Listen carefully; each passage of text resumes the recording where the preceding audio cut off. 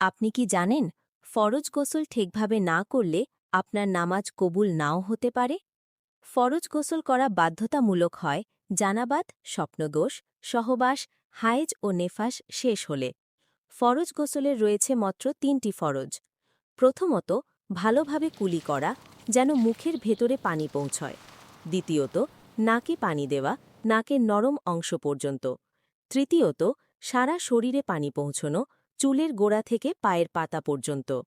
এই ৩টি ঠিকভাবে আদায় হলেই ফরজ গোসল সম্পন্ন হবে।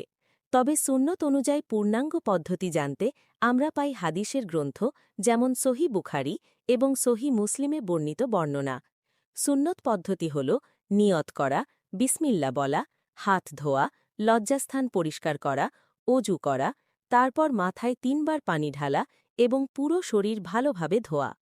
মনে রাখবেন, পবিত্রতা ঈমানের অংশ। নিজেকে পবিত্র রাখুন, এবাদাত হোক কবুলের যোগ্য।